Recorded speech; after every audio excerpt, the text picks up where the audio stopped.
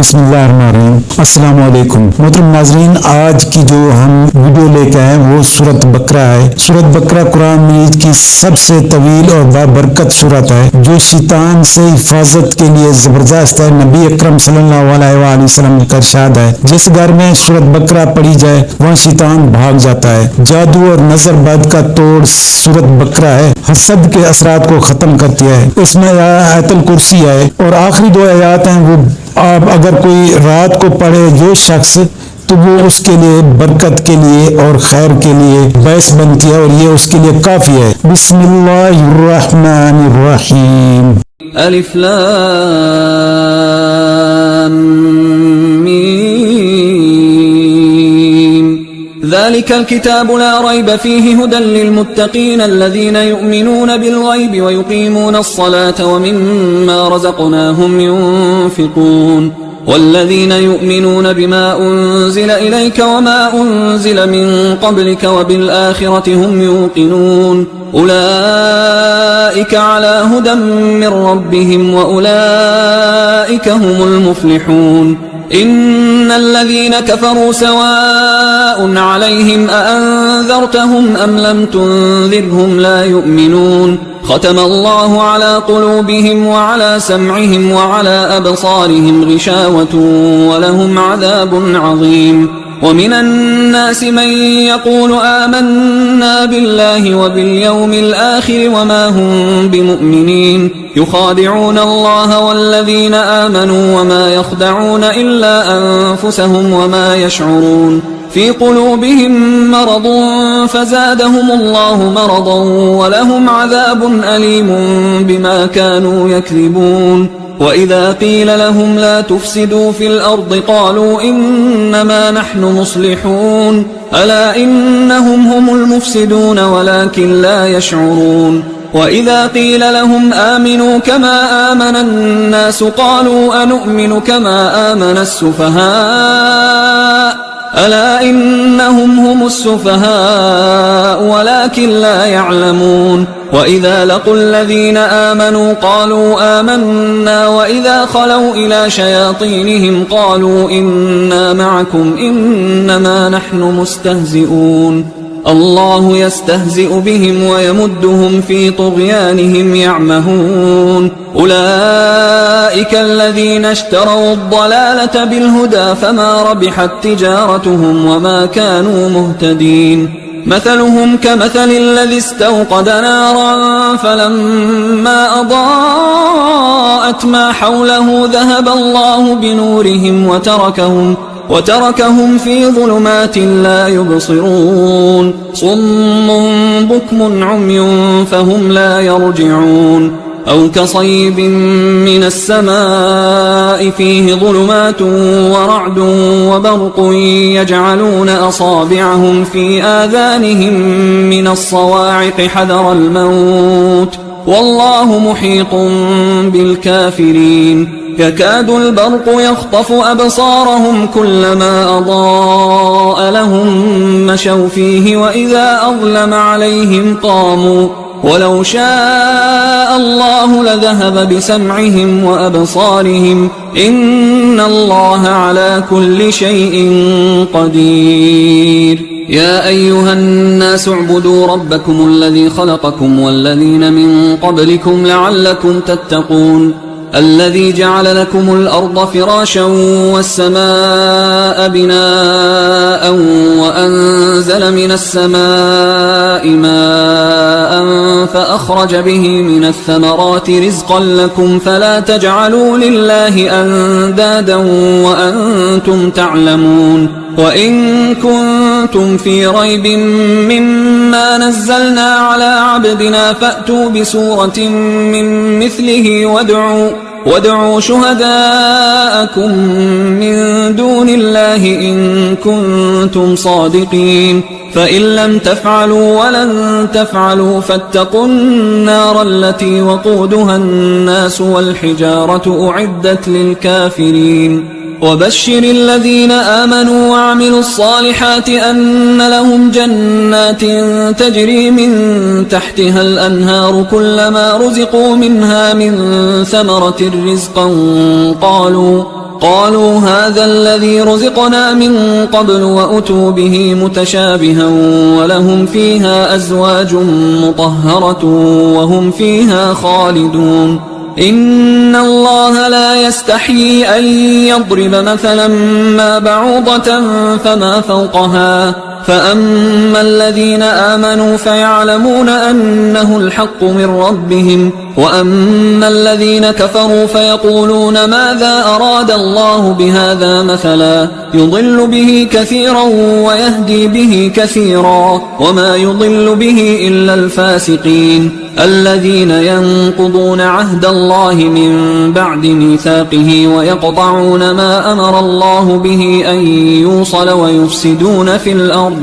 أولئك هم الخاسرون كيف تكفرون بالله وكنتم أمواتا فأحياكم ثم يميتكم ثم يحييكم ثم إليه ترجعون هو الذي خلق لكم ما في الأرض جميعا ثم استوى إلى السماء فسواهن 7 سماوات وهو بكل شيء عليم وإذ قال ربك للملائكة إني جاعل في الأرض خليفة قالوا أتجعل فيها من يفسد فيها ويسفك الدماء ونحن نسبح بحمدك ونقدس لك قال إني أعلم ما لا تعلمون وعلم آدم الأسماء كلها ثم عرضهم على الملائكة فقال أنبئوني بأسماء هؤلاء إن كنتم صادقين قالوا سبحانك لا علم لنا إلا ما علمتنا إنك أنت العليم الحكيم قال يا آدم أنبئهم بأسمائهم فلما أنبأهم بأسمائهم قال ألم أقل لكم إني أعلم غيب السماوات والأرض وأعلم ما تبدون وما كنتم تكتمون وإذ قلنا للملائكة اسجدوا لآدم فسجدوا إلا إبليس أبى واستكبر وكان من الكافرين وقلنا يا آدم اسكن أنت وزوجك الجنة وكلا منها رغدا حيث شئتما ولا تقربا هذه الشجرة فتكونا من الظالمين فأزلهما الشيطان عنها فأخرجهما مما كانا فيه وقلنا اهبطوا بعضكم لبعض عدو ولكم في الأرض مستقر ومتاع إلى حين فتلقى آدم من ربه كلمات فتاب عليه إنه هو التواب الرحيم قلنا اهبطوا منها جميعا فإما يأتينكم مني هدى فمن تبع هداي فلا خوف عليهم ولا هم يحزنون والذين كفروا وكذبوا بآياتنا أولئك أصحاب النار هم فيها خالدون يا بني إسرائيل اذكروا نعمتي التي أنعمت عليكم وأوفوا بعهدي أوف بعهدكم وإياي فارهبون وآمنوا بما أنزلت مصدقا لما معكم ولا تكونوا أول كافر به ولا تشتروا بآياتي ثمنا قليلا وإياي فاتقون ولا تلبسوا الحق بالباطل وتكتموا الحق وأنتم تعلمون وأقيموا الصلاة وآتوا الزكاة واركعوا مع الراكعين أتأمرون الناس بالبر وتنسون أنفسكم وأنتم تتلون الكتاب أفلا تعقلون واستعينوا بالصبر والصلاة وإنها لكبيرة إلا على الخاشعين الذين يظنون أنهم ملاقو ربهم وأنهم إليه راجعون يا بني إسرائيل اذكروا نعمتي التي أنعمت عليكم وأني فضلتكم على العالمين واتقوا يوما لا تجزي نفس عن نفس شيئا ولا يقبل منها شفاعة ولا يؤخذ منها عدل ولا هم ينصرون وإذ نجيناكم من آل فرعون يسومونكم سوء العذاب يذبحون أبناءكم ويستحيون نساءكم وفي ذلكم بلاء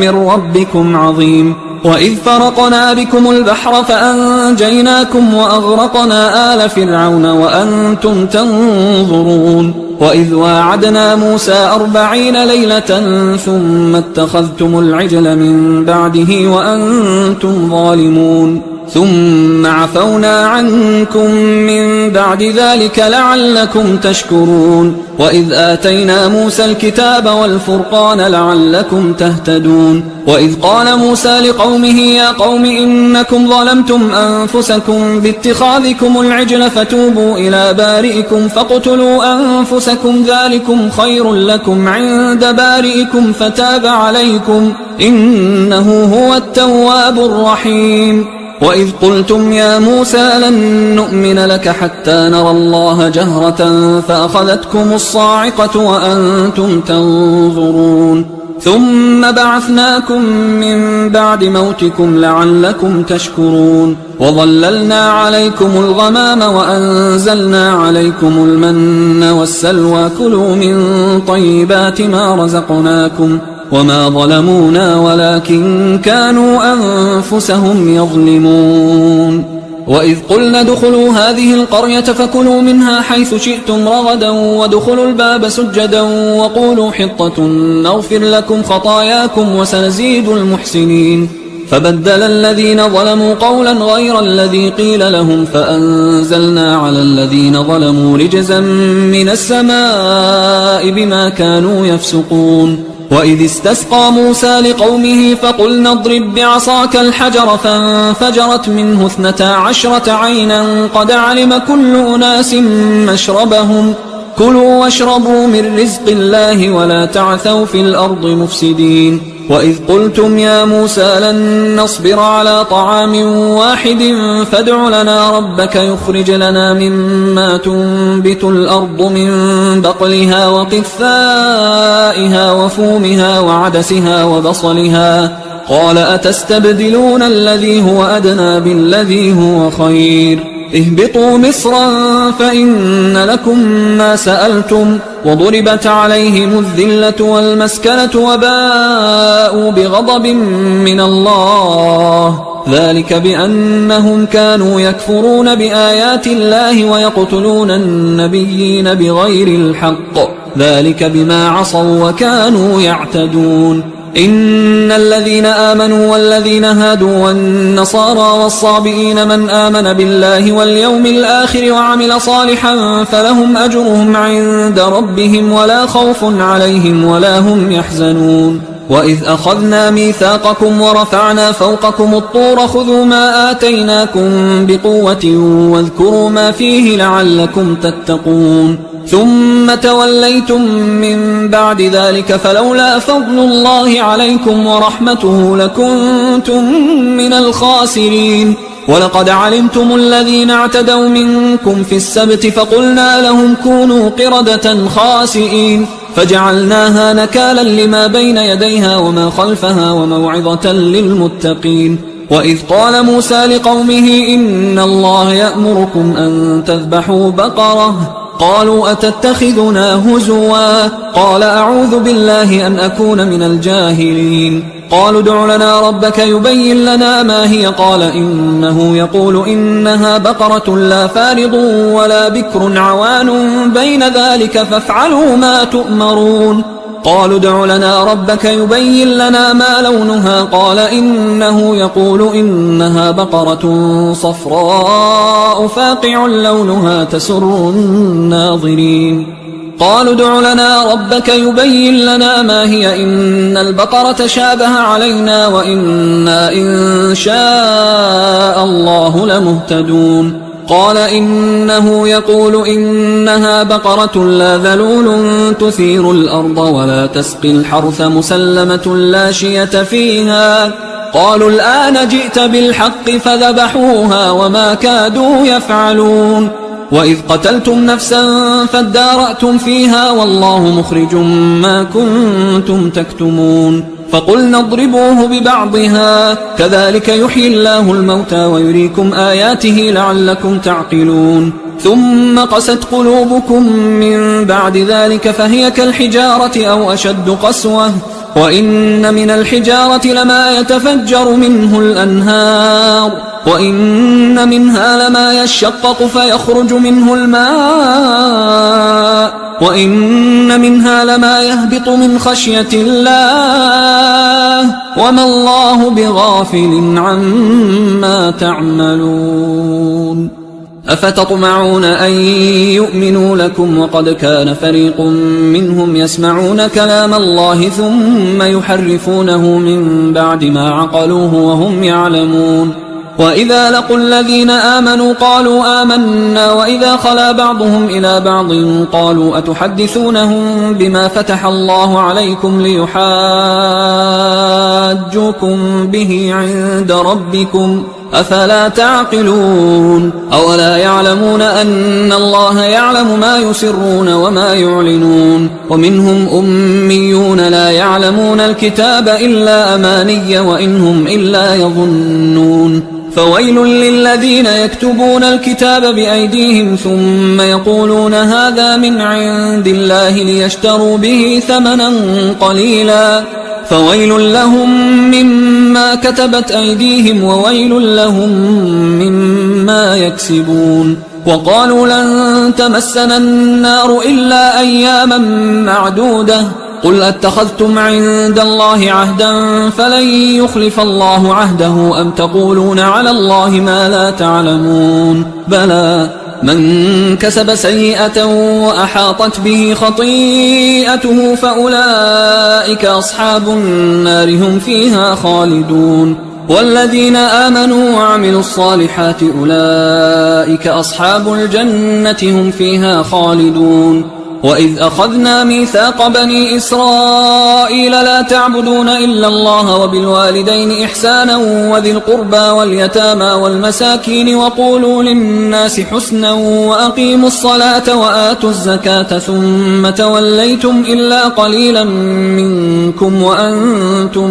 معرضون وإذ أخذنا ميثاقكم لا تسفكون دماءكم ولا تخرجون أنفسكم من دياركم ثم أقررتم وأنتم تشهدون ثم أنتم هؤلاء تقتلون أنفسكم وتخرجون فريقا منكم من ديارهم تظاهرون عليهم بالإثم والعدوان وإن يأتوكم أسارى تفادوهم وهو محرم عليكم إخراجهم أفتؤمنون ببعض الكتاب وتكفرون ببعض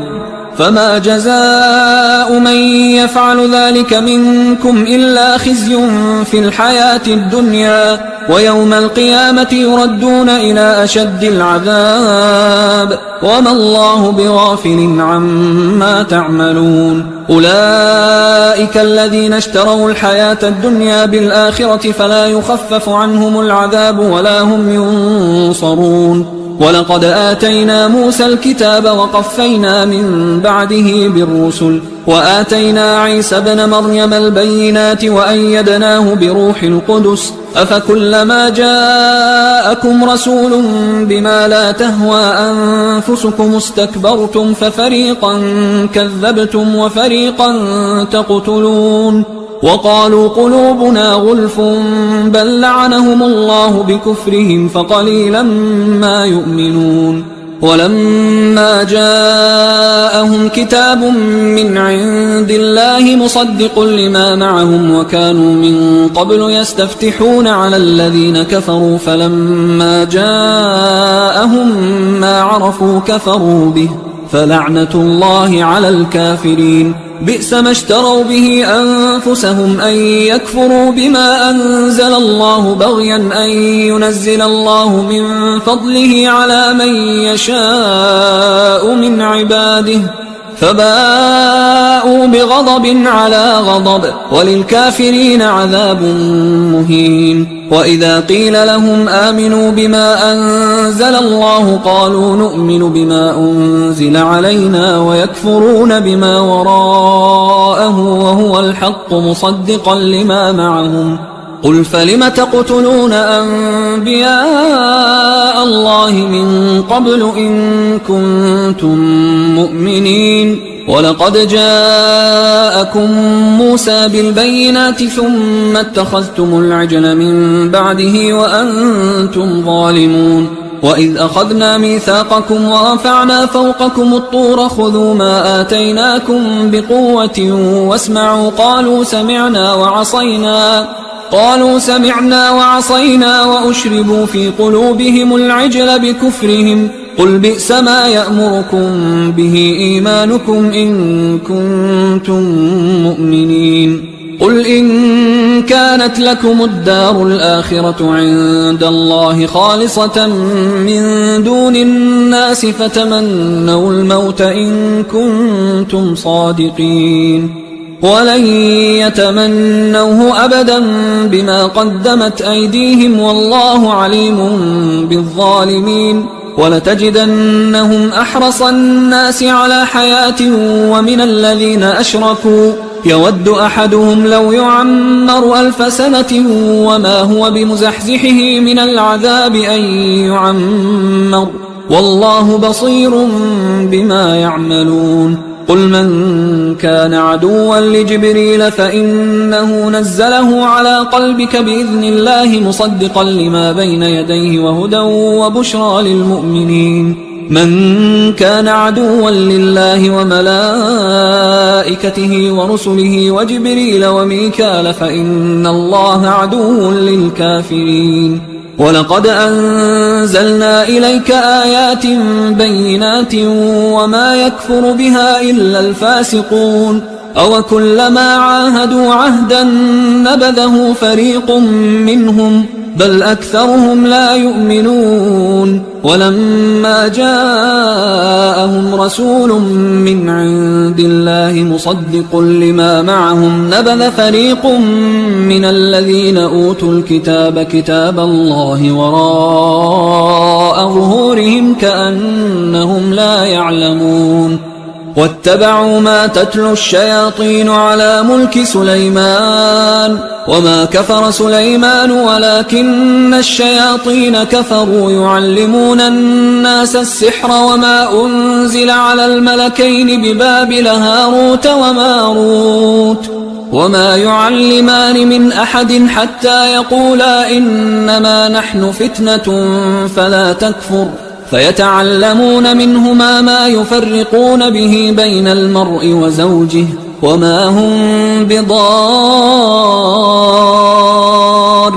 به من أحد إلا بإذن الله ويتعلمون ما يضرهم ولا ينفعهم ولقد علموا لمن اشتراه ما له في الآخرة من خلاق ولبئس ما شروا به أنفسهم لو كانوا يعلمون ولو أنهم آمنوا واتقوا لمثوبة من عند الله خير لو كانوا يعلمون يا أيها الذين آمنوا لا تقولوا راعنا وقولوا انظرنا واسمعوا وللكافرين عذاب أليم ما يود الذين كفروا من أهل الكتاب ولا المشركين أن ينزل عليكم من خير من ربكم والله يختص برحمته من يشاء والله ذو الفضل العظيم ما ننسخ من آية أو ننسها نأت بخير منها أو مثلها ألم تعلم أن الله على كل شيء قدير ألم تعلم أن الله له ملك السماوات والأرض وما لكم من دون الله من ولي ولا نصير أم تريدون أن تسألوا رسولكم كما سئل موسى من قبل ومن يتبدل الكفر بالإيمان فقد ضل سواء السبيل ود كثير من أهل الكتاب لو يردونكم من بعد إيمانكم كفارا حسدا من عند أنفسهم من بعد ما تبين لهم الحق فاعفوا واصفحوا حتى يأتي الله بأمره إن الله على كل شيء قدير وأقيموا الصلاة وآتوا الزكاة وما تقدموا لأنفسكم من خير تجدوه عند الله إن الله بما تعملون بصير. وقالوا لن يدخل الجنة إلا من كان هودا أو نصارى تلك أمانيهم قل هاتوا برهانكم إن كنتم صادقين بلى من أسلم وجهه لله وهو محسن فله أجره عند ربه ولا خوف عليهم ولا هم يحزنون. وقالت اليهود ليست النصارى على شيء وقالت النصارى ليست اليهود على شيء وهم يتلون الكتاب كذلك قال الذين لا يعلمون مثل قولهم فالله يحكم بينهم يوم القيامة فيما كانوا فيه يختلفون. ومن أظلم ممن منع مساجد الله أن يذكر فيها اسمه وسعى في خرابها أولئك ما كان لهم أن يدخلوها إلا خائفين لهم في الدنيا خزي ولهم في الآخرة عذاب عظيم. ولله المشرق والمغرب فأينما تولوا فثم وجه الله إن الله واسع عليم. وقالوا اتخذ الله ولدا سبحانه بل له ما في السماوات والأرض كل له قانتون بديع السماوات والأرض وإذا قضى أمرا فإنما يقول له كن فيكون. وقال الذين لا يعلمون لولا يكلمنا الله أو تأتينا آية كذلك قال الذين من قبلهم مثل قولهم تشابهت قلوبهم قد بينا الآيات لقوم يوقنون. إنا أرسلناك بالحق بشيرا ونذيرا ولا تسأل عن أصحاب الجحيم. ولن ترضى عنك اليهود ولا النصارى حتى تتبع ملتهم قل إن هدى الله هو الهدى ولئن اتبعت أهواءهم بعد الذي جاءك من العلم ما لك من الله من ولي ولا نصير. الذين آتيناهم الكتاب يتلونه حق تلاوته أولئك يؤمنون به ومن يكفر به فأولئك هم الخاسرون. يا بني إسرائيل اذكروا نعمتي التي أنعمت عليكم وأني فضلتكم على العالمين واتقوا يوما لا تجزي نفس عن نفس شيئا ولا يقبل منها عدل ولا تنفعها شفاعة ولا هم ينصرون. وإذ ابتلى إبراهيم ربه بكلمات فأتمهن قال إني جاعلك للناس إماما قال ومن ذريتي قال لا ينال عهد الظالمين. وإذ جعلنا البيت مثابة للناس وأمنا واتخذوا من مقام إبراهيم مصلى وعهدنا إلى إبراهيم وإسماعيل أن طهرا بيتي للطائفين والعاكفين والركع السجود. وإذ قال إبراهيم رب اجعل هذا بلدا آمنا وارزق أهله من الثمرات من آمن منهم بالله واليوم الآخر قال ومن كفر فأمتعه قليلا ثم أضطره إلى عذاب النار وبئس المصير. وإذ يرفع إبراهيم القواعد من البيت وإسماعيل ربنا تقبل منا إنك أنت السميع العليم ربنا وجعلنا مسلمين لك ومن ذريتنا أمة مسلمة لك وأرنا مناسكنا وتب علينا إنك أنت التواب الرحيم ربنا وابعث فيهم رسولا منهم يتلو عليهم آياتك ويعلمهم الكتاب والحكمة ويزكيهم إنك أنت العزيز الحكيم. ومن يرغب عن ملة إبراهيم إلا من سفه نفسه ولقد اصطفيناه في الدنيا وإنه في الآخرة لمن الصالحين إذ قال له ربه أسلم قال أسلمت لرب العالمين ووصى بها إبراهيم بنيه ويعقوب يا بني إن الله اصطفى لكم الدين فلا تموتن إلا وأنتم مسلمون أم كنتم شهداء إذ حضر يعقوب الموت إذ قال لبنيه ما تعبدون من بعدي قالوا نعبد إلهك وإله آبائك إبراهيم وإسماعيل وإسحاق إلها واحدا ونحن له مسلمون تلك أمة قد خلت لها ما كسبت ولكم ما كسبتم ولا تسألون عما كانوا يعملون وقالوا كونوا هودا أو نصارى تهتدوا قل بل ملة إبراهيم حنيفا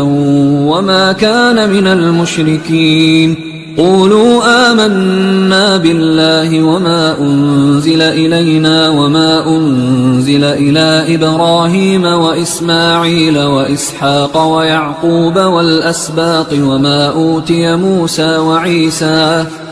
أوتي موسى وعيسى وما أوتي النبيون من ربهم لا نفرق بين أحد منهم ونحن له مسلمون فإن آمنوا بمثل ما آمنتم به فقد اهتدوا وإن تولوا فإنما هم في شقاق فسيكفيكهم الله وهو السميع العليم صبغة الله ومن أحسن من الله صبغة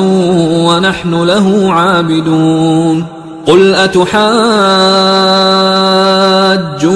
في الله وهو ربنا وربكم ولنا أعمالنا ولكم أعمالكم ونحن له مخلصون أم تقولون إن إبراهيم وإسماعيل وإسحاق ويعقوب والأسباط كانوا هودا أو نصارى قل أأنتم أعلم أم الله ومن أظلم ممن كتم شهادة عنده من الله وما الله بغافل عما تعملون تلك أمة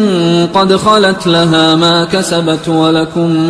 ما كسبتم ولا تسألون عما كانوا يعملون سيقول السفهاء من الناس ما ولاهم عن قبلتهم التي كانوا عليها قل لله المشرق والمغرب يهدي من يشاء إلى صراط مستقيم وكذلك جعلناكم أمة وسطا لتكونوا شهداء على الناس ويكون الرسول عليكم شهيدا وما جعلنا القبلة التي كنت عليها إلا لنعلم من يتبع الرسول ممن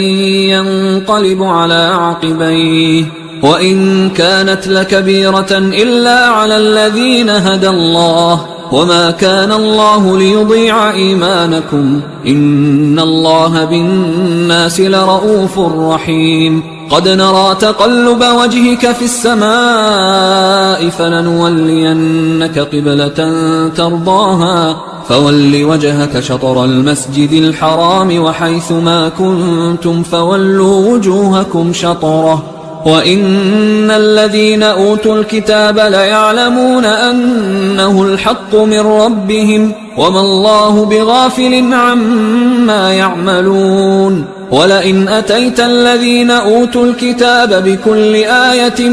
ما تبعوا قبلتك وما أنت بتابع قبلتهم وما بعضهم بتابع قبلة بعض ولئن اتبعت أهواءهم من بعد ما جاءك من العلم إنك إذا لمن الظالمين الذين آتيناهم الكتاب يعرفونه كما يعرفون أبناءهم وإن فريقا منهم ليكتمون الحق وهم يعلمون الحق من ربك فلا تكونن من الممترين ولكل وجهة هو موليها فاستبقوا الخيرات أينما تكونوا يأت بكم الله جميعا إن الله على كل شيء قدير ومن حيث خرجت فول وجهك شطر المسجد الحرام وإنه للحق من ربك وما الله بغافل عما تعملون ومن حيث خرجت فول وجهك شطر المسجد الحرام وحيث ما كنتم فولوا وجوهكم شطره لئلا يكون للناس عليكم حجة إلا الذين ظلموا منهم فلا تخشوهم واخشوني ولأتم نعمتي عليكم ولعلكم تهتدون كما أرسلنا فيكم رسولا منكم يتلو عليكم آياتنا ويزكيكم ويعلمكم الكتاب والحكمة ويعلمكم ما لم تكونوا تعلمون فاذكروني أذكركم واشكروا لي ولا تكفرون يا أيها الذين آمنوا استعينوا بالصبر والصلاة إن الله مع الصابرين ولا تقولوا لمن يقتل في سبيل الله أموات بل أحياء ولكن لا تشعرون ولنبلونكم بشيء من الخوف والجوع ونقص من الأموال والأنفس والثمرات وبشر الصابرين الذين إذا أصابتهم مصيبة قالوا إنا لله وإنا إليه راجعون أولئك عليهم صلوات من ربهم ورحمة وأولئك هم المهتدون إن الصفا والمروة من شعائر الله فمن حج البيت أو اعتمر فلا جناح عليه أن يطوف بهما ومن تطوع خيرا فإن الله شاكر عليم إن الذين يكتمون ما أنزلنا من البينات والهدى من بعد ما بيناه للناس في الكتاب أولئك يلعنهم الله ويلعنهم اللاعنون إلا الذين تابوا وأصلحوا وبينوا فأولئك أتوب عليهم وأنا التواب الرحيم إن الذين كفروا وماتوا وهم كفار أولئك عليهم لعنة الله والملائكة والناس أجمعين خالدين فيها لا يخفف عنهم العذاب ولا هم ينظرون وإلهكم إله واحد لا إله إلا هو الرحمن الرحيم إن في خلق السماوات والأرض واختلاف الليل والنهار والفلك التي تجري في البحر بما ينفع الناس وما أنزل الله من السماء من ماء فأحيا به الأرض بعد موتها وبث فيها من كل دابة وتصريف الرياح والسحاب المسخر بين السماء والأرض لآيات لقوم يعقلون ومن الناس من يتخذ من دون الله أندادا يحبونهم كحب الله والذين آمنوا أشد حبا لله ولو يرى الذين ظلموا إذ يرون العذاب أن القوة لله جميعا وأن الله شديد العذاب إذ تبرأ الذين اتبعوا من الذين اتبعوا ورأوا العذاب وتقطعت بهم الأسباب وقال الذين اتبعوا لو أن لنا كرة فنتبرأ منهم كما تبرأوا منا كذلك يريهم الله أعمالهم حسرات عليهم وما هم بخارجين من النار يا أيها الناس كلوا مما في الأرض حلالا طيبا ولا تتبعوا خطوات الشيطان إنه لكم عدو مبين إنما يأمركم بالسوء والفحشاء وأن تقولوا على الله ما لا تعلمون وإذا قيل لهم اتبعوا ما أنزل الله قالوا بل نتبع ما ألفينا عليه آباءنا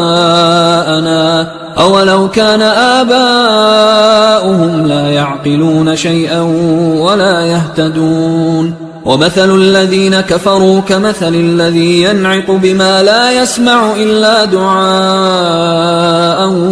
ونداء صم بكم عمي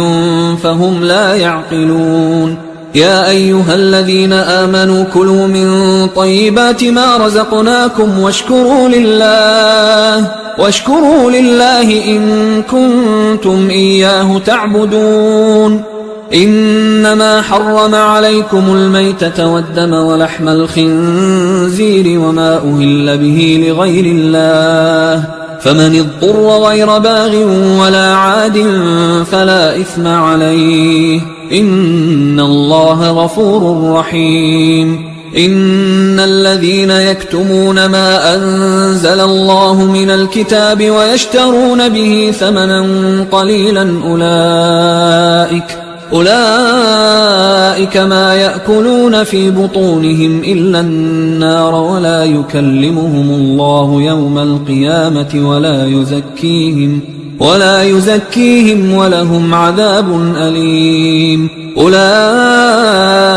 الذين اشتروا الضلالة بالهدى والعذاب بالمغفرة فما أصبرهم على النار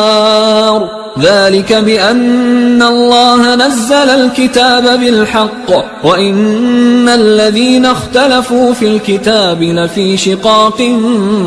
بعيد ليس البر أن تولوا وجوهكم قبل المشرق والمغرب ولكن البر من آمن بالله واليوم الآخر والملائكة والكتاب والنبيين وآتى المال على حبه ذوي القربى واليتامى والمساكين وابن السبيل والسائلين وفي الرقاب وأقام الصلاة وآتى الزكاة والموفون بعهدهم إذا عاهدوا والصابرين في البأساء والضراء وحين البأس أولئك الذين صدقوا وأولئك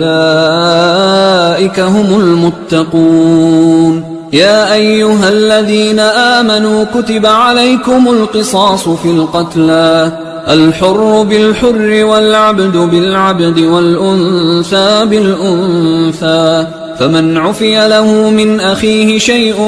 فاتباع بالمعروف وأداء إليه بإحسان ذلك تخفيف من ربكم ورحمة فمن اعتدى بعد ذلك فله عذاب أليم ولكم في القصاص حياة يا أولي الألباب لعلكم تتقون كتب عليكم إذا حضر أحدكم الموت إن ترك خيرا الوصية للوالدين والأقربين بالمعروف حقا على المتقين فمن بدله بعدما سمعه فإنما إثمه على الذين يبدلونه إن الله سميع عليم فمن خاف من موص جنفا أو إثما فأصلح بينهم فلا إثم عليه إن الله غفور رحيم. يا أيها الذين آمنوا كتب عليكم الصيام كما كتب على الذين من قبلكم لعلكم تتقون أياما معدودات، فمن كان منكم مريضا أو على سفر فعدة من أيام أخر، وعلى الذين يطيقونه فدية طعام مسكين، فمن تطوع خيرا فهو خير له، وأن تصوموا خير لكم إن كنتم تعلمون. شهر رمضان الذي أنزل فيه القرآن هدى للناس وبينات من الهدى والفرقان، فمن شهد منكم الشهر فليصم، ومن كان مريضا أو على سفر فعدة من أيام أخر، يريد الله بكم اليسر ولا يريد بكم العسر ولتكملوا العدة ولتكبروا الله على ما هداكم ولعلكم تشكرون. وإذا سألك عبادي عني فإني قريب أجيب دعوة الداع إذا دعان، فليستجيبوا لي وليؤمنوا بي لعلهم يرشدون. أحل لكم ليلة الصيام الرفث إلى نسائكم هن لباس لكم وأنتم لباس لهن، علم الله أنكم كنتم تختانون أنفسكم فتاب عليكم وعفى عنكم، فالآن باشروهن وابتغوا ما كتب الله لكم، وكلوا واشربوا حتى يتبين لكم الخيط الأبيض من الخيط الأسود من الفجر، ثم أتموا الصيام إلى الليل، ولا تباشروهن وأنتم عاكفون في المساجد، تلك حدود الله فلا تقربوها، كذلك يبين الله آياته للناس لعلهم يتقون. ولا تأكلوا أموالكم بينكم بالباطل وتدلوا بها إلى الحكام لتأكلوا فريقا من أموال الناس بالإثم وأنتم تعلمون. يسألونك عن الأهلة قل هي مواقيت للناس والحج، وليس البر بأن تأتوا البيوت من ظهورها ولكن البر من اتقى، وأتوا البيوت من أبوابها واتقوا الله لعلكم تفلحون. وقاتلوا في سبيل الله الذين يقاتلونكم ولا تعتدوا إن الله لا يحب المعتدين. وقتلوهم حيث ثقفتموهم وأخرجوهم من حيث أخرجوكم والفتنة أشد من القتل، ولا تقاتلوهم عند المسجد الحرام حتى يقاتلوكم فيه، فإن قاتلوكم فاقتلوهم، كذلك جزاء الكافرين، فإن انتهوا فإن الله غفور رحيم. وقاتلوهم حتى لا تكون فتنة ويكون الدين لله، فإن انتهوا فلا عدوان إلا على الظالمين. الشهر الحرام بالشهر الحرام والحرمات قصاص، فمن اعتدى عليكم فاعتدوا عليه بمثل ما اعتدى عليكم، واتقوا الله واعلموا أن الله مع المتقين. وأنفقوا في سبيل الله ولا تلقوا بأيديكم إلى التهلكة وأحسنوا إن الله يحب المحسنين. وأتموا الحج والعمرة لله، فإن أحصرتم فما استيسر من الهدي، ولا تحلقوا رؤوسكم حتى يبلغ الهدي محله، فمن كان منكم مريضا أو به أذى من رأسه ففدية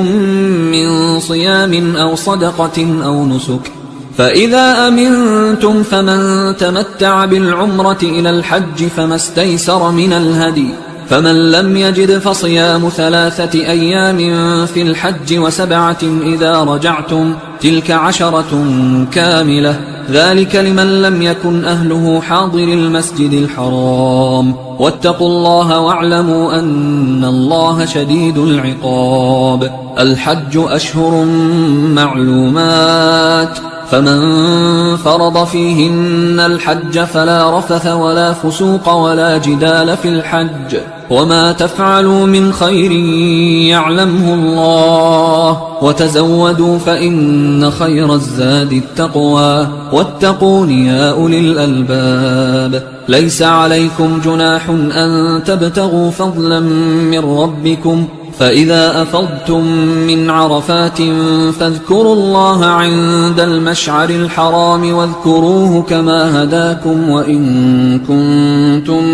من قبله لمن الضالين ثم أفيضوا من حيث أفاض الناس واستغفروا الله إن الله غفور رحيم فإذا قضيتم مناسككم فاذكروا الله كذكركم آباءكم أو أشد ذكرا فمن الناس من يقول ربنا آتنا في الدنيا وما له في الآخرة من خلاق ومنهم من يقول ربنا آتنا في الدنيا حسنة وفي الآخرة حسنة وقنا عذاب النار أولئك لهم نصيب مما كسبوا والله سريع الحساب واذكروا الله في أيام معدودات فمن تعجل في يومين فلا إثم عليه ومن تأخر فلا إثم عليه لمن اتقى واتقوا الله واعلموا أنكم إليه تحشرون ومن الناس من يعجبك قوله في الحياة الدنيا ويشهد الله على ما في قلبه وهو ألد الخصام وإذا تولى سعى في الأرض ليفسد فيها ويهلك الحرث والنسل والله لا يحب الفساد وإذا قيل له اتق الله أخذته العزة بالإثم فحسبه جهنم ولبئس المهاد ومن الناس من يشري نفسه ابتغاء مرضات الله والله رؤوف بالعباد يا أيها الذين آمنوا ادخلوا في السلم كافة ولا تتبعوا خطوات الشيطان إنه لكم عدو مبين فإن زللتم من بعد ما جاءتكم البينات فاعلموا أن الله عزيز حكيم هل ينظرون إلا أن يأتيهم الله في ظلل من الغمام والملائكة وقضي الأمر وإلى الله ترجع الأمور سل بني إسرائيل كم آتيناهم من آية بينة ومن يبدل نعمة الله من بعد ما جاءته فإن الله شديد العقاب زين للذين كفروا الحياة الدنيا ويسخرون من الذين آمنوا والذين اتقوا فوقهم يوم القيامة والله يرزق من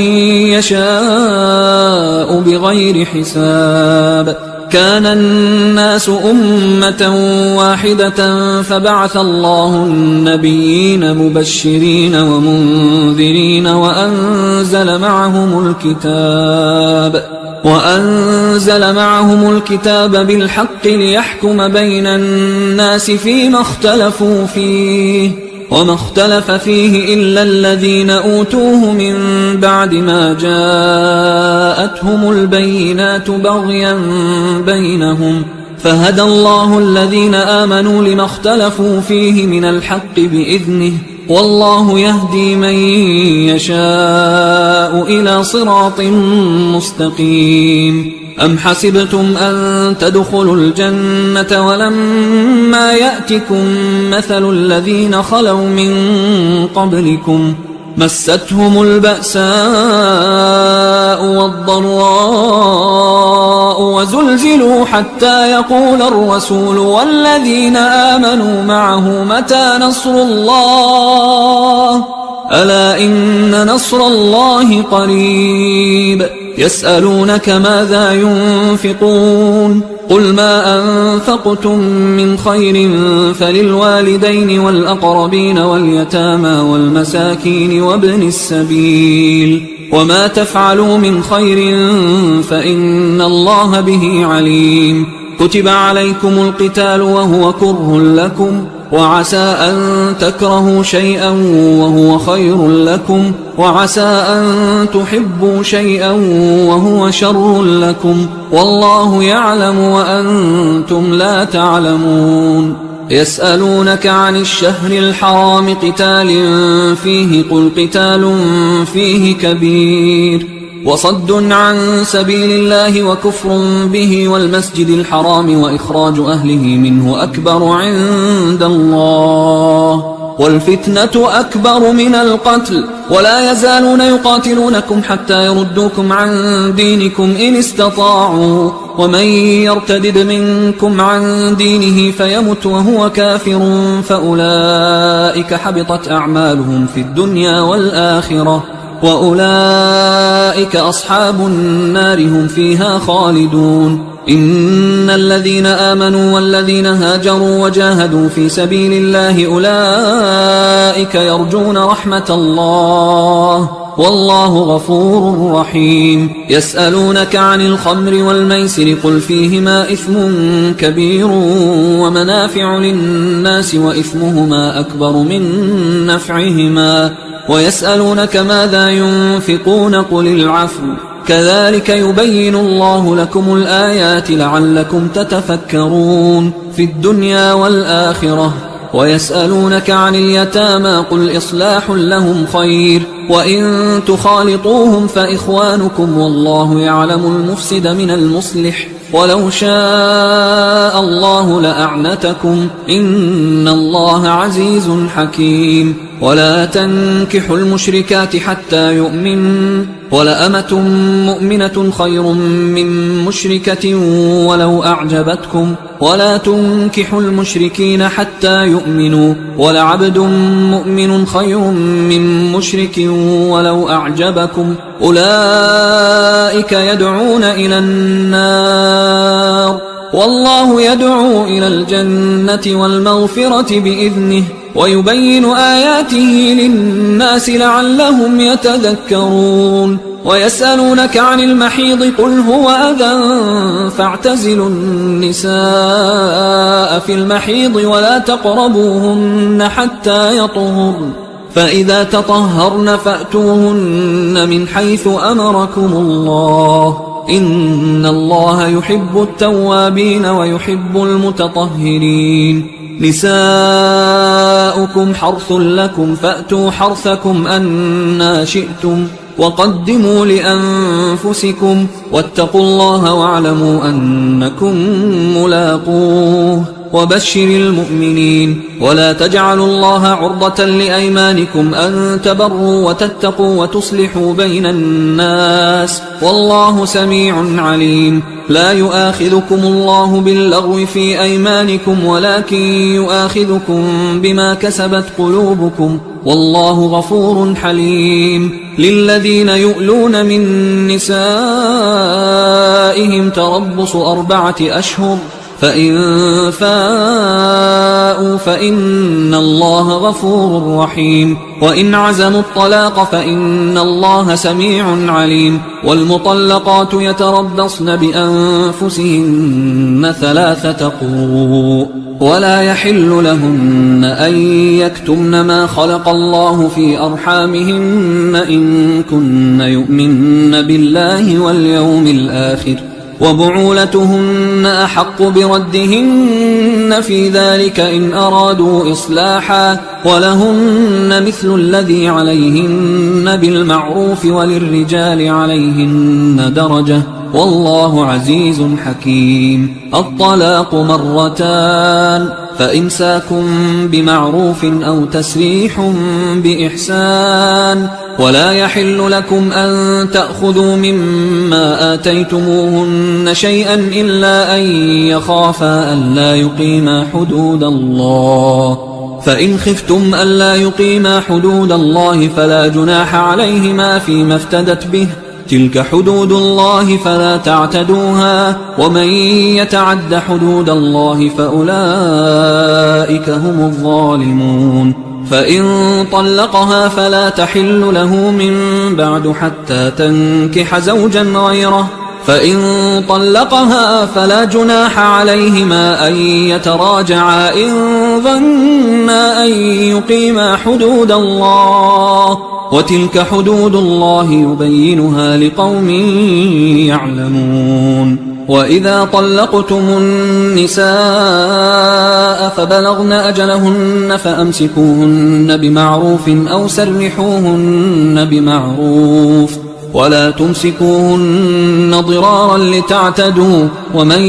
يفعل ذلك فقد ظلم نفسه. ولا تتخذوا آيات الله هزوا، واذكروا نعمة الله عليكم وما أنزل عليكم من الكتاب والحكمة يعظكم به، واتقوا الله واعلموا أن الله بكل شيء عليم. وإذا طلقتم النساء فبلغن أجلهن فلا تعضلوهن أن ينكحن أزواجهن إذا تراضوا بينهم بالمعروف،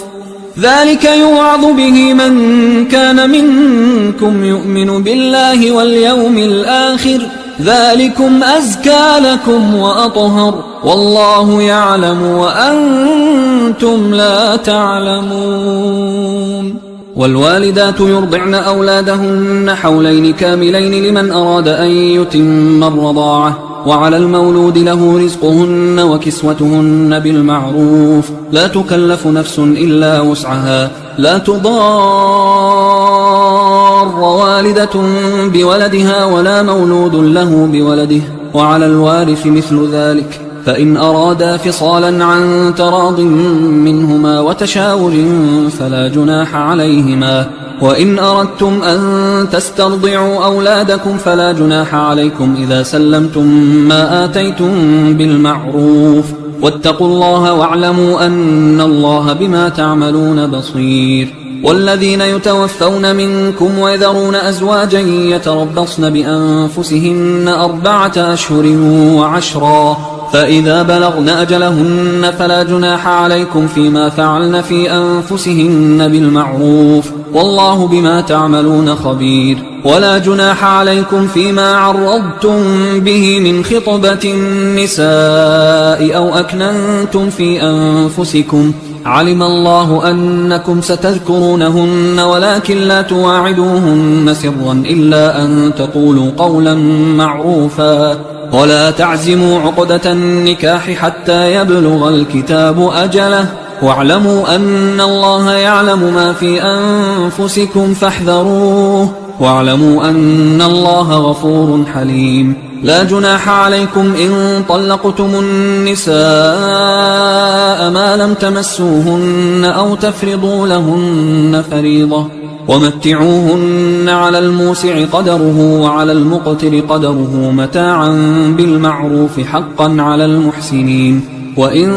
طلقتموهن من قبل أن تمسوهن وقد فرضتم لهن فريضة فنصف ما فرضتم إلا أن يعفون أو يعفو الذي بيده عقدة النكاح، وأن تعفوا أقرب للتقوى، ولا تنسوا الفضل بينكم، إن الله بما تعملون بصير. حافظوا على الصلوات والصلاة الوسطى وقوموا لله قانتين، فإن خفتم فرجالا أو ركبانا، فإذا أمنتم فاذكروا الله كما علمكم ما لم تكونوا تعلمون. والذين يتوفون منكم ويذرون أزواجا وصية لأزواجهم متاعا إلى الحول غير إخراج، فإن خرجن فلا جناح عليكم فيما فعلن في أنفسهن من معروف والله عزيز حكيم. وللمطلقات متاع بالمعروف حقا على المتقين كذلك يبين الله لكم آياته لعلكم تعقلون. ألم تر إلى الذين خرجوا من ديارهم وهم ألوف حذر الموت فقال لهم الله موتوا ثم أحياهم إن الله لذو فضل على الناس ولكن أكثر الناس لا يشكرون. وقاتلوا في سبيل الله واعلموا أن الله سميع عليم. من ذا الذي يقرض الله قرضا حسنا فيضاعفه له أضعافا كثيرة والله يقبض ويبسط وإليه ترجعون. ألم تر إلى الملأ من بني إسرائيل من بعد موسى إذ قالوا لنبي له مبعث لنا ملكا نقاتل في سبيل الله قال هل عسيتم إن كتب عليكم القتال ألا تقاتلوا قالوا وما لنا ألا نقاتل في سبيل الله وقد أخرجنا من ديارنا وأبنائنا فلما كتب عليهم القتال تولوا إلا قليلا منهم والله عليم بالظالمين. وقال لهم نبيهم إن الله قد بعث لكم طالوت ملكا قالوا أنى يكون له الملك علينا ونحن أحق بالملك منه ولم يؤت سعة من المال قال إن الله اصطفاه عليكم وزاده بسطة في العلم والجسم والله يؤتي ملكه من يشاء والله واسع عليم. وقال لهم نبيهم إن آية ملكه أن يأتيكم التابوت فيه سكينة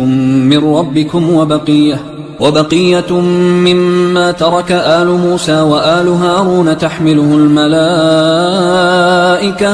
إن في ذلك لآية لكم إن كنتم مؤمنين. فلما فصل طالوت بالجنود قال إن الله مبتليكم بنهر فمن شرب منه فليس مني ومن لم يطعمه فإنه مني إلا من اغترف غرفة بيده فشربوا منه إلا قليلا منهم فلما جاوزه هو والذين آمنوا معه قالوا لا طاقة لنا اليوم بجالوت وجنوده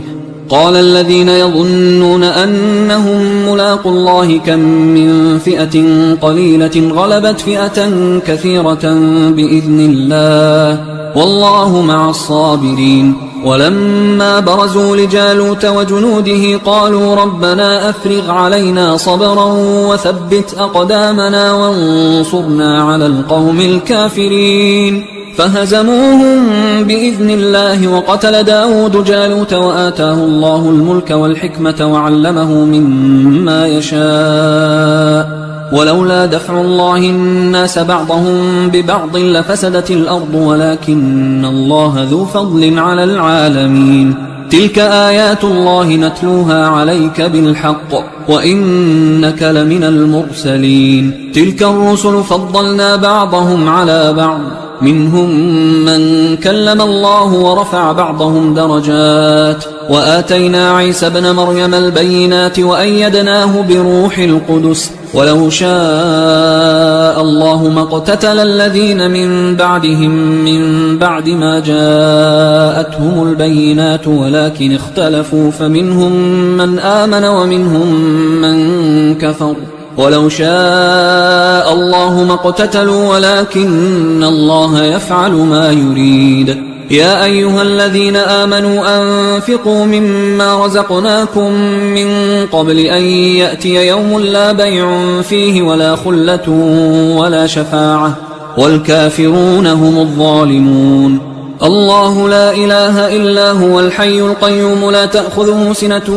ولا نوم له ما في السماوات وما في الأرض من ذا الذي يشفع عنده إلا بإذنه يعلم ما بين أيديهم وما خلفهم ولا يحيطون بشيء من علمه إلا بما شاء وسع كرسيه السماوات والأرض ولا يؤوده حفظهما وهو العلي العظيم. لا إكراه في الدين قد تبين الرشد من الغي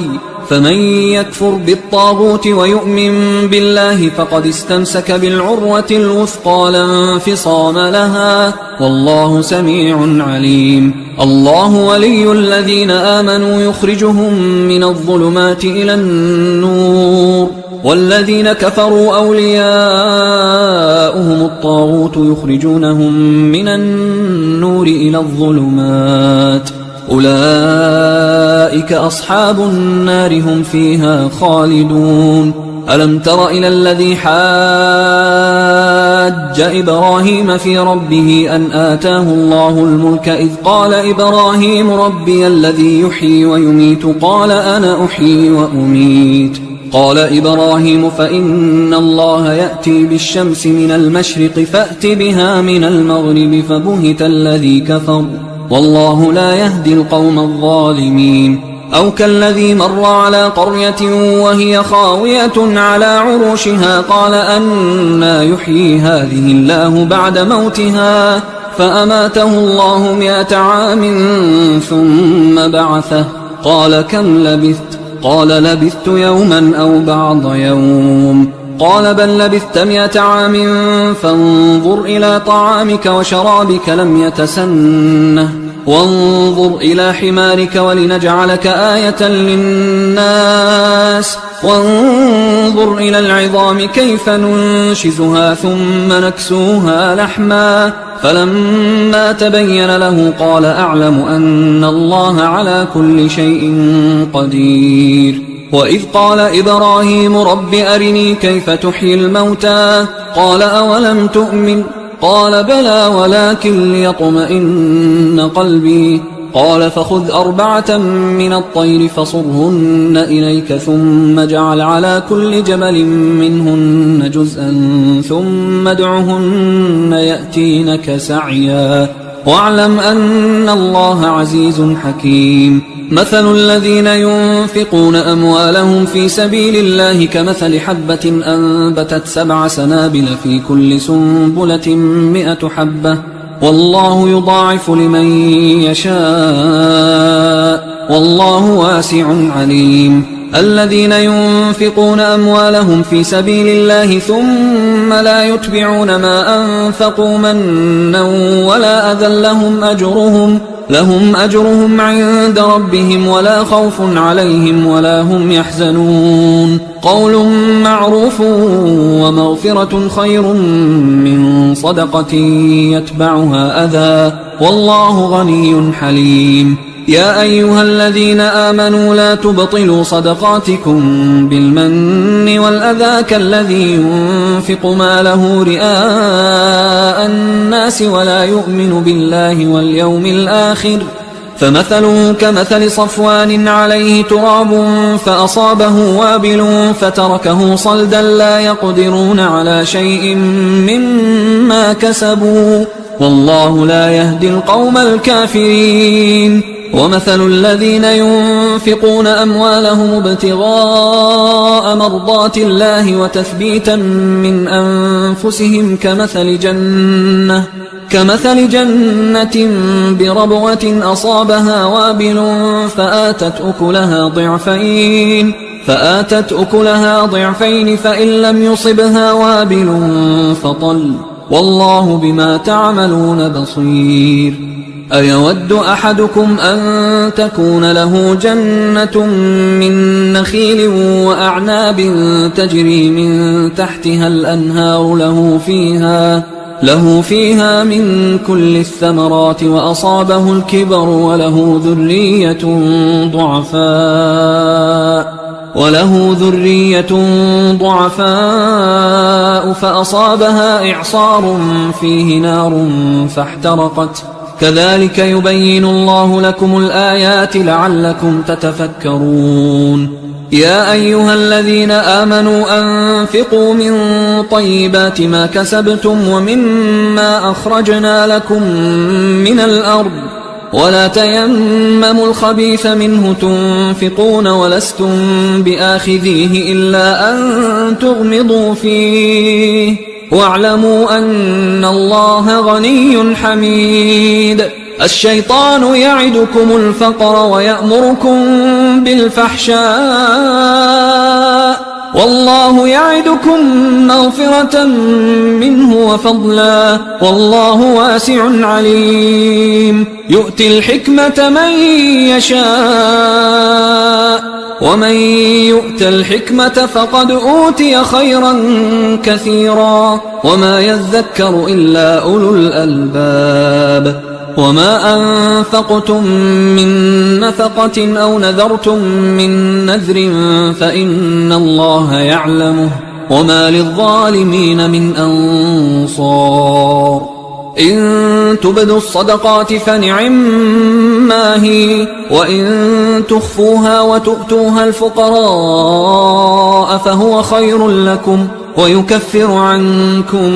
من سيئاتكم والله بما تعملون خبير ليس عليك هداهم ولكن الله يهدي من يشاء وما تنفقوا من خير فلأنفسكم وما تنفقون إلا ابتغاء وجه الله وما تنفقوا من خير يوفى إليكم وأنتم لا تظلمون للفقراء الذين أحصروا في سبيل الله لا يستطيعون ضربا في الأرض يحسبهم الجاهل أغنياء من التعفف تعرفهم بسيماهم لا يسألون الناس إلحافا وما تنفقوا من خير فإن الله به عليم الذين ينفقون أموالهم بالليل والنهار سرا وعلانية فلهم أجرهم عند ربهم ولا خوف عليهم ولا هم يحزنون الذين يأكلون الربا لا يقومون إلا كما يقوم الذي يتخبطه الشيطان من المس ذلك بأنهم قالوا إنما البيع مثل الربا وأحل الله البيع وحرم الربا فمن جاءه موعظة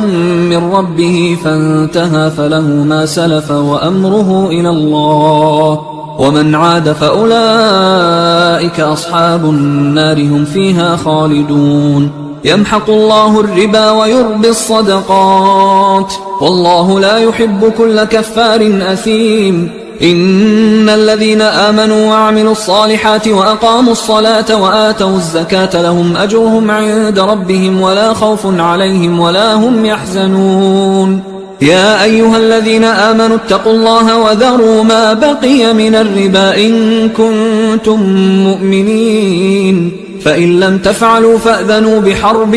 من الله ورسوله وإن تبتم فلكم رؤوس أموالكم لا تظلمون ولا تظلمون وإن كان ذو عسرة فنظرة إلى ميسرة وأن تصدقوا خير لكم إن كنتم تعلمون واتقوا يوما ترجعون فيه إلى الله ثم توفى كل نفس ما كسبت وهم لا يظلمون يا أيها الذين آمنوا إذا تداينتم بدين إلى أجل مسمى فاكتبوه وليكتب بينكم كاتب بالعدل ولا يأب كاتب أن يكتب كما علمه الله فليكتب وليملل الذي عليه الحق وليتق الله ربه ولا يبخس منه شيئا فإن كان الذي عليه الحق سفيها أو ضعيفا أو لا يستطيع أن يمله فليملل وليه بالعدل واستشهدوا شهيدين من رجالكم فإن لم يكونا رجلين فرجل وامرأتان ممن ترضون من الشهداء أن تضل إحداهما فتذكر إحداهما الأخرى ولا يأبى الشهداء إذا ما دعوا ولا تسأموا أن تكتبوه صغيرا أو كبيرا إلى أجله ذلكم أقسط عند الله وأقوم للشهادة وأدنى أن لا ترتابوا إلا أن تكون تجارة حاضرة تديرونها بينكم فليس عليكم جناح ألا تكتبوها وأشهدوا إذا تبايعتم ولا يضار كاتب ولا شهيد وإن تفعلوا فإنه فسوق بكم واتقوا الله ويعلمكم الله والله بكل شيء عليم وإن كنتم على سفر ولم تجدوا كاتبا فرهان مقبوضة فإن أمن بعضكم بعضا فليؤدي الذي ائتمن أمانته وليتق الله ربه ولا تكتموا الشهادة ومن يكتمها فإنه آثم قلبه والله بما تعملون عليم لله ما في السماوات وما في الأرض وإن تبدوا ما في أنفسكم أو تخفوه يحاسبكم به الله فيغفر لمن يشاء ويعذب من يشاء والله على كل شيء قدير آمن الرسول بما أنزل إليه من ربه والمؤمنون كل آمن بالله وملائكته وكتبه ورسله لا نفرق بين أحد من رسله وقالوا سمعنا وأطعنا غفرانك ربنا وإليك المصير لا يكلف الله نفسا إلا وسعها لها ما كسبت وعليها ما اكتسبت ربنا لا تؤاخذنا إن نسينا أو أخطأنا ربنا ولا تحمل علينا إصرا كما حملته على الذين من قبلنا ربنا ولا تحملنا ما لا طاقة لنا به واعف عنا واغفر لنا وارحمنا أنت مولانا فانصرنا على القوم الكافرين.